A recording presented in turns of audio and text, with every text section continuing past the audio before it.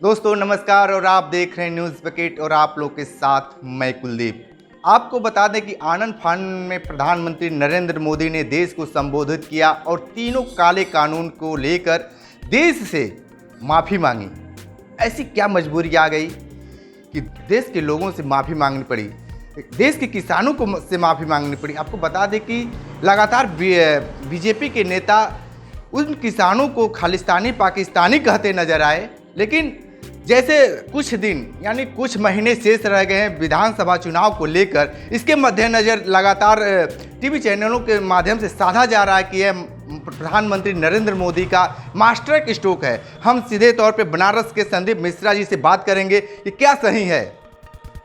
देखिए, ये जो देश के 3 कृषि कानून जो आए थे, जो नरेंद्र मोदी जी ने लाए थे, ये तीनों काले कानून थे और ये काले कानून अंबानी और अंडानी के थे, जो रुपयों के खेल में हमारे देश को बेचने का काम देश के प्रधानमंत्री, बनारस के सांसद माननीय नरेंद्र मोदी जी थे।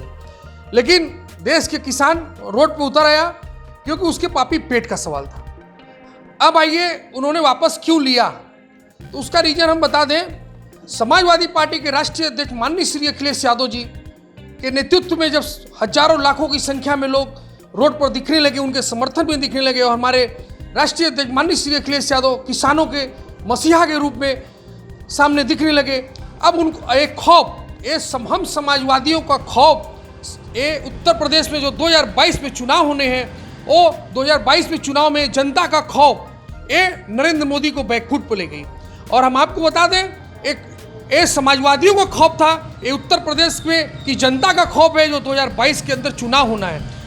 इस खौफ से वो पीछे हट गए, जान गए कि अब जनता, उत्तर प्रदेश की जनता हमारे साथ नहीं है, हिंदुस्तान की भी जनता आने वाले समय में नरेंद्र मोदी और ये देशद्रोहियों के खिलाफ नहीं रहेगी। क्योंकि इन्होंने जो भी कानून लाए, चाहे वो जीएसटी का रहा हो, चाहे वो कृषि कानून ला रहा हो, चाहे वो कोई भी योजना इनकी रही हो, नोटबंदी का रहा हो, कोई भी योजना इनका सक्सेस नहीं हुआ। ये देश के लिए, देश की जनता के लिए अनहित हुआ और आज देश की जनता रोड पर आ गई और आज इस पापी पेट के सवाल के लिए देश की जनता सिर्फ और सिर्फ माननीय श्री अखिलेश यादव को अपने मसीहा के रूप में देख रही है, अपने आगे आने वाले नेतृत्व के रूप में देख रही है कि सिर्फ आ जाओ अखिलेश, सिर्फ आ जाओ अखिलेश। इसी अखिलेश को बुलाने के लिए आज जनता, उत्तर प्रदेश की जनता खुद एक दूसरे से लोग इसी बात को कह रहे हैं कि अखिलेश को उत्तर प्रदेश का मुख्यमंत्री बनाना है। उत्तर प्रदेश का मुख्यमंत्री क्यों बनाना है उसको भी मैं बता दूं। उत्तर प्रदेश के मुख्यमंत्री माननीय श्री अखिलेश यादव जी ने जो भी योजनाएं सरकार में लाए, जनहित में लाए। आपका समाजवादी पेंशन योजना हो जो महिलाओं को मिलता था, बुजुर्गों को मिलता था, आप कन्या विद्याधन योजना माननीय श्री अखिलेश यादव जी ने लाया, लैपटॉप जो छात्र पास किए माननीय श्री अखिलेश यादव जी ने लाया, 10-90 जो महिलाओं के साथ उत्पीड़न होता था, महिलाओं से छेड़छाड़ होता था, माननीय श्री अखिलेश यादव जी ने लाया, 102, 108 एम्बुलेंस माननीय श्री अखिलेश यादव जी ने लाया, 102, 112 एक डायल पे पुलिस आ जाती थी, 100 नंबर डायल पे हमेशा यदि एक तो इन लोगों ने बदल के 112 कर दिया उसको। ऐसी बहुत सारी योजनाएं हैं जो माननीय श्री अखिलेश यादव जी ने लाया, किसानों के लिए लाया, किसानों का माफ़ कर दिया, कर्ज माफ़ कर दिया, किसानों को पानी के लिए जो लगते थे सालाना पैसा उसको माफ़ कर दिया, छात्रों को, नौजवानों को, किसानों को, सबके हित में माननीय श्री अखिलेश यादव जी ने किया। इसलिए जनता और सिर्फ माननीय श्री अखिलेश यादव जी के नेतृत्व को इंतजार कर रही है कि माननीय श्री अखिलेश यादव जी आवे और हम लोगों का दुख हरें। और ये माननीय श्री अखिलेश यादव जी इस समय उत्तर प्रदेश से भगवान श्री कृष्ण के रूप में आने वाले हैं और वो सुदर्शन चक्र के रूप में आएंगे और ऐसे पापियों का सर्वनाश करेंगे जो देश की जनता, प्रदेश की जनता के साथ छलावा किया है। हम आपको बता दें कि इनकी कोई भी योजना रही हो, वो सिर्फ छल की योजना रही हो। जीएसटी उन्होंने लाया, व्यापारियों के साथ छल किया, नोटबंदी लाया, आम जनता के साथ जो महिलाएं पैसा छुपा के अपने पति से, लोगों से रखी थी अपने दुख के लिए, उन महिलाओं का पैसा घर के बाहर फेंका गया। फटा नोट आप रोड पे देखे होंगे, उन महिलाओं के कलेजे पे क्या गुजरा होगा उस महिलाओं से पूछिए। तो नोटबंदी का भी उन्होंने ऐसा किया, जीएसटी का भी उन्होंने ऐसा किया। आज उज्ज्वला योजना लाया उन्होंने, उज्ज्वला योजना में पहले महिलाओं का हाँ फ्री में मिलेगा, फ्री में, आज उज्ज्वला योजना की भी वही दशा है कि 1000 का सिलेंडर मिल रहा है। तो गैस भी महंगे हो गए हैं, आपका किसान रोड पर आ गया है, छात्र रोड पर आ गया है, नौजवान रोड पर आ गया है। ये सारी योजनाएं जो है ये सिर्फ और सिर्फ देश की जनता के साथ छलावे काम किया है। हाँ जी बताइए। लगातार जो बीजेपी के लोग जो किसान आंदोलन कर रहे थे उनके लिए सीधे तौर पे ये लोग कह रहे थे कि ये किसान नहीं, ये पाकिस्तानी खालिस्तानी, वो जो समाज में जब जाएंगे तो वो क्या कहेंगे? अच्छा एक चीज बताइए, ये पाकिस्तानी खालिस्तानी ये किसान दिखते हैं कि पाकिस्तानी खालिस्तानी नरेंद्र मोदी और अमित शाह दिखता है? जो देश की जनता के साथ छलावा किया वो पाकिस्तानी हो सकता है। जो देश के किसानों के साथ, छात्रों के साथ, नौजवानों के साथ, और देश की महिलाओं के साथ अत्याचार किया वो पाकिस्तानी खालिस्तानी हो सकता है। हमारी देश की जनता, हमारे देश के मुसलमान भाई इस देश को आज़ाद करने में उन्होंने अपना योगदान दिया, उन्होंने अपना बलिदान दिया। इसलिए ये जो है ये समाज को, धर्म को बांटने का काम करते हैं, मंदिर और मस्जिद की बात करते हैं। और सच बताएं आपको, अगर कोई समाज के हित का काम करता है तो एक और एकमात्र नेता उत्तर प्रदेश का माननीय श्री अखिलेश यादव जी, जो समाजवाद को लेकर चलते हैं, समाज के हर वर्ग को लेकर चलते हैं, वो माननीय श्री अखिलेश यादव जी है। और उत्तर प्रदेश की जनता टकटकी लगा के बैठी है कि उत्तर प्रदेश में फिर से आ जाओ अखिलेश, फिर से आ जाओ अखिलेश। और अखिलेश आ रहे हैं और सुदर्शन चक्र लेकर आ रहे हैं। ये जो खालिस्तानी पाकिस्तानी का नारा जो देते हैं नरेंद्र मोदी, अमित शाह, इसी से देखिएगा ये लोग निस्ते नाबूद हो जाएंगे, सुपुर्दे खाक हो जाएंगे, ये लोग फिर देश में दिखेंगे नहीं। उत्तर प्रदेश की जनता आने वाले 2027 के चुनाव में भी नरेंद्र मोदी और योगी, आने वाले लोकसभा के चुनाव में नरेंद्र मोदी को जड़ से उखाड़ फेंकने का काम करेगी। हाँ, क्या नाम है आपका? मेरा नाम चंद्रेश नारायण पांडे है। मैं जिला यूथ कांग्रेस का प्रवक्ता हूँ। ये बताइए कि बीजेपी ने बनारस में कितना विकास किया है? वैसे बीजेपी ने बनारस में खाली विश्वनाथ मंदिर से लेकर घाट के बीचों बीच दशाश्वमेध घाट का विकास किया। बनारस की गलियों को जाके देख लीजिए आप सामने हैं बनारस की गलियों को। आज वही बद से बदतर दशा है, सीवर की वही बदहाल दशा है, न पानी लोगों को शुद्ध पेयजल मिल पा रहा है। बस यहाँ टैक्स पे टैक्स बढ़ता जा रहा है, लोग बदहाल और बेहोश हो रहे हैं। ये बताइए कि तीनों जो काले कानून, देखिए तीनों काले कानून, जो कृषि काले कानून की बात आप कर रहे हैं, अगर प्रधानमंत्री नरेंद्र मोदी ने अभी वापस नहीं लिया, इन्होंने खाली मुंह से छलावा किया है जनता के साथ और किसानों के साथ। देश की जो किसान हैं, जो इतने दिन से लड़ रहे थे, ये किसान देश की रीढ़ की हड्डी माने जाते हैं। ठीक है, आज कल यही किसानों को ये पाकिस्तानी और खालिस्तानी कहा करते थे, आज 1000 किसान उसमें शहीद हो गए इनके पाकिस्तानी और खालिस्तानी कहने में और इस काले कानून को लागू करने में। उस शहीदों का शहीद कहाँ जाएंगे? उन शहीदों को कहीं इन्होंने रूप दिया। और जिस तरह इन्होंने देश को तोड़ने का काम किया किसानों के रूप में, किसान हमारे देश की रीढ़ की हड्डी माने जाते हैं, आज इनको क्या हो गया? कैसे एक ही रात में इनके भीतर बदलाव आ गया 6 महीने के अंदर कि इन्होंने काले कानून वापस ले लिए? इसका मतलब इनको मालूम था कि काले कानून है। और जिस तरह इन्होंने कानून वापस लिए, ये कानून वापस नहीं माना जाएगा जब तक जिस सदन में इन्होंने काले कानून लागू किए थे उसी सदन में ये वापस लेंगे तो ये काला कानून वापस माना जाएगा। ये तो अभी छलावा है, अभी इन्होंने वापस नहीं लिया है, ये खाली चुनावी छलावा है।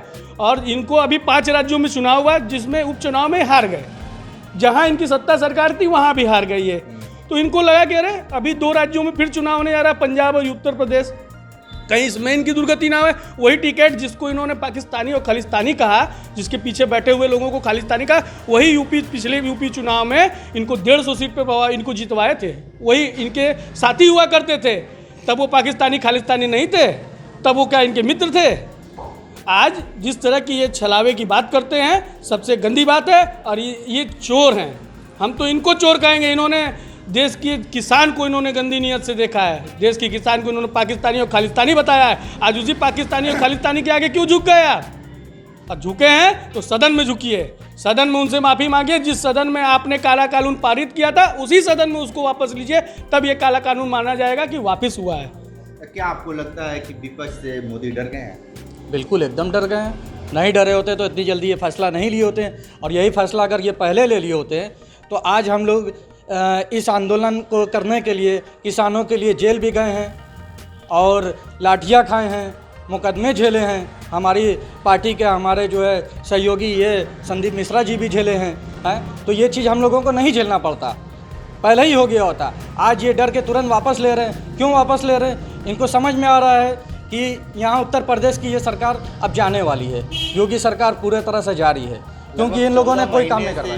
लगभग 14 महीने के बाद ये प्रधानमंत्री का फैसला आता है, सीधे तौर पे 9 बजे सुबह आते हैं और सीधे कहते हैं कि हम किसानों से माफ़ी मांगते हैं। तो आपको नहीं लगता कि ये 2022 के लेकर ये मास्टर की स्ट्रोक खेल रहे हैं? ये कोई स्ट्रोक नहीं खेल रहे हैं, इनका स्ट्रोक फेल हो गया है, क्योंकि ये स्ट्रोक अपने सही के लिए खेले थे और ये इनके उल्टा हो गया है स्ट्रोक।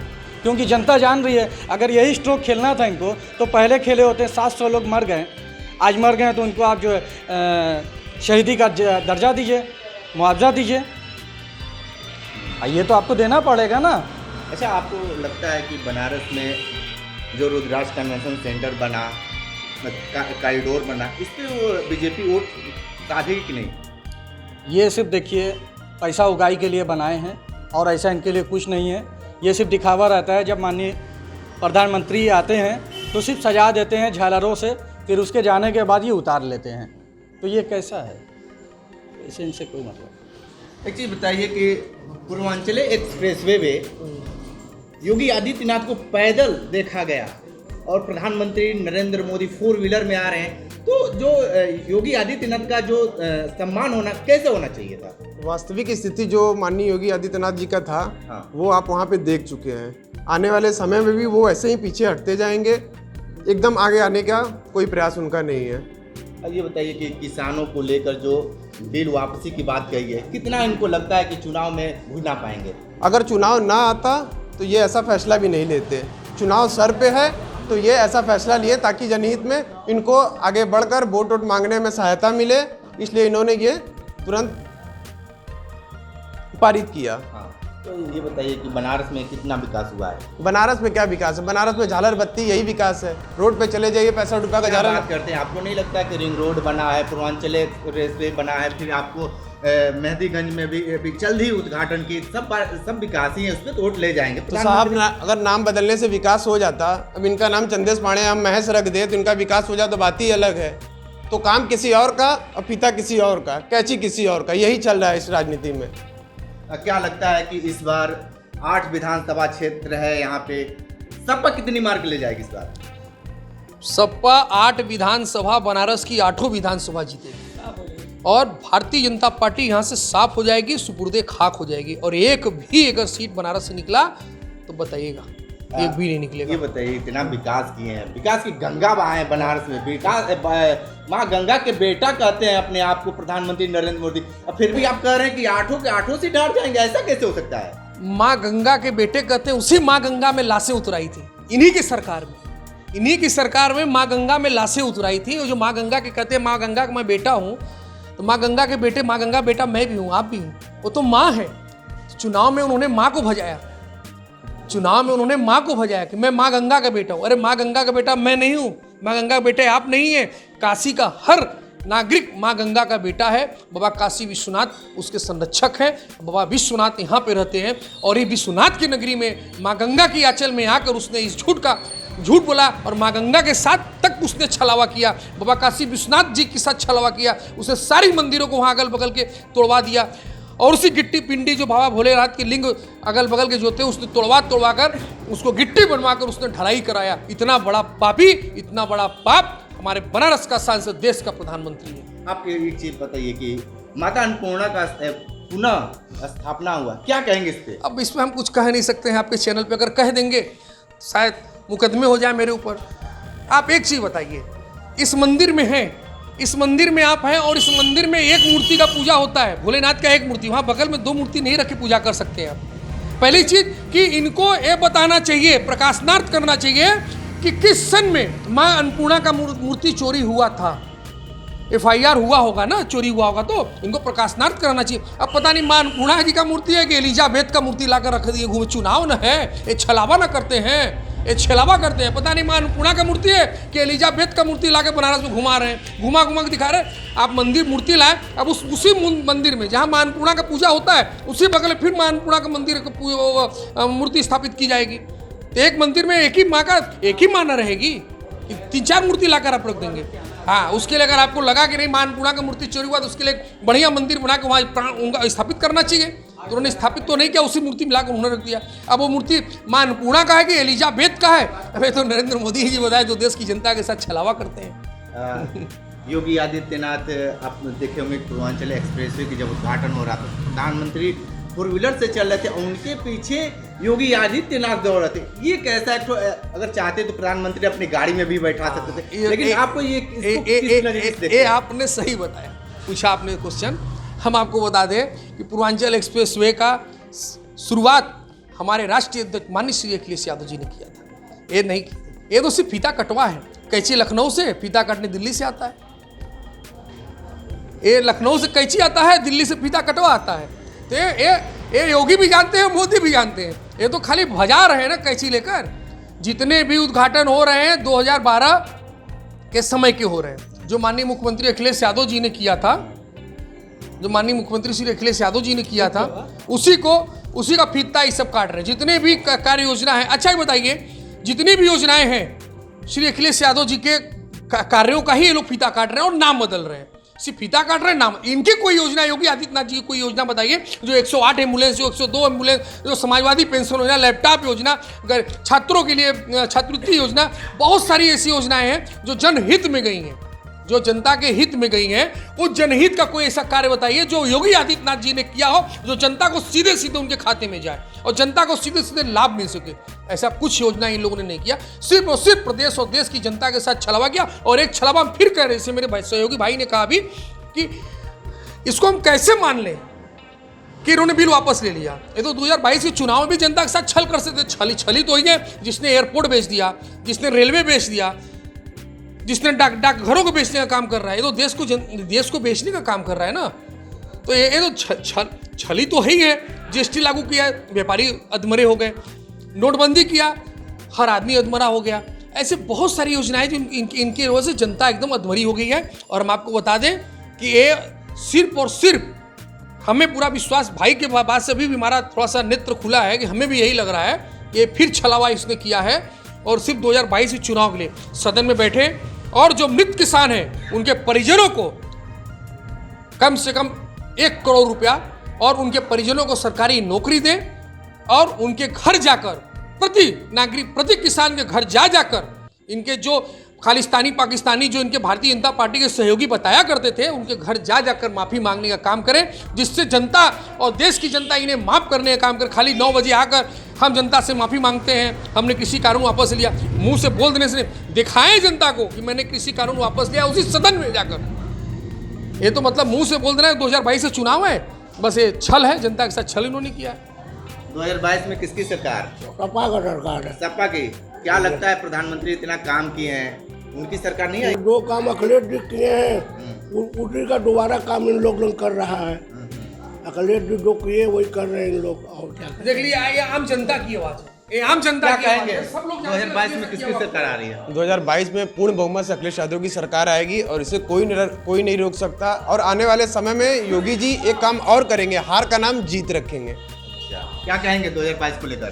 2022 को लेकर किसकी सरकार है ये तो हम नहीं बता सकते, लेकिन हम ये बता सकते हैं कि अभी सब सो रहे हैं। खाली एक नेता मैदान में दिखाई दे रहा है, प्रियंका गांधी, जो कि आपको सब नेता सोते हैं। कहीं लखीमपुर की घटना को ले लीजिए या किसी घटना को ले लीजिए, सारे नेता सो रहे हैं। और जो हमारी नेता है प्रियंका गांधी, वो दौड़ने का काम कर रही है और जिसके घर घटना हुई उसके घर जाने का काम करती हैं और उनसे मिलने का काम करती हैं, उनको न्याय दिलाने का काम करती हैं।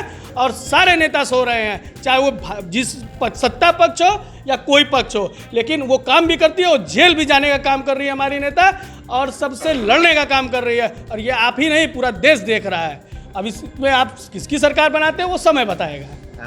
क्या कहेंगे 2022 में जनता की सरकार बनेगी, उत्तर प्रदेश की जनता की सरकार बनेगी, जन की सरकार बनेगी। और जन की सरकार माननीय राष्ट्रीय अध्यक्ष श्री अखिलेश यादव जी सुदर्शन चक्र लेकर उत्तर प्रदेश की धरती पे आएंगे और मुख्यमंत्री के रूप में आएंगे। और इस जो पाकिस्तानी खालिस्तानी के एजेंट जो प्रधानमंत्री और गृह मंत्री बने हुए, इनका इसी सुदर्शन चक्र से वो निस्ते नाबूद करेंगे।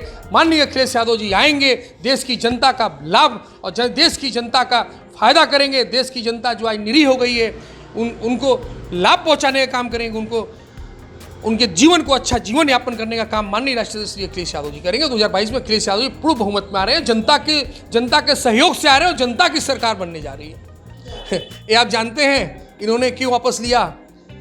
आप जानते हैं किसान है, एक गरीब किसान है, और किसान जो उपजा के अनाज देता है, वो किसान जो बरधा जानते ना, बरधा बैल को कैसे हल जुतवाया जाता है एक किसान जानता है। इसी तरीके से ये जो बैल बैठे हुए हैं ना दिल्ली के गद्दी पे, नरेंद्र मोदी ये बैल है, इसको किसानों ने हाँक के और इस अपने बात को मनवाने का काम किया है।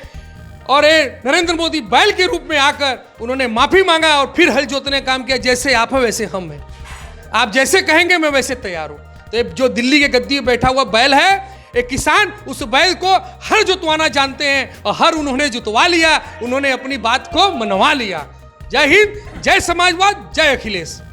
जैसे कि बिल्कुल आपने ठीक कहा कि ये लोग फीता काटने आ रहे हैं और बहुत विकास हो रहा है। तो विकास तो हुआ है, विकास जितना हुआ है हमारे माननीय अखिलेश यादव जी ने किया, उसका फीता ये लोग काटने आ रहे हैं। अभी इसीलिए हम लोगों ने उनके हक की चीज़ को जाके एक्सप्रेसवे पे हमने और हमारे साथियों ने, सहयोगी साथियों ने फीता काटा और सारा दिन हम लोगों को ले जाके वहाँ के एसपी ने ले जाकर रहबर थाना वहाँ पर है, वहाँ पे सारा दिन बैठाया। उसके बाद शाम रात होते होते छोड़ा। अब वो लोगों की मंशा थी कि अंदर अंदर पहले मुकदमा लगा के जेल भी भेजते इससे पहले, तो इसलिए भी नहीं भेजा। क्यों भेज देंगे अगर पूरे में। आपको क्या लगता है कि सरकार निर्मम काम कर रही है? काम नहीं कर रही है, ये सिर्फ हम लोगों के काम का फीता काट रही है। फीता अगर नहीं काटी होती तो आज हम लोग एक्सप्रेसवे पे जाके हम लोग नहीं काटते फीता।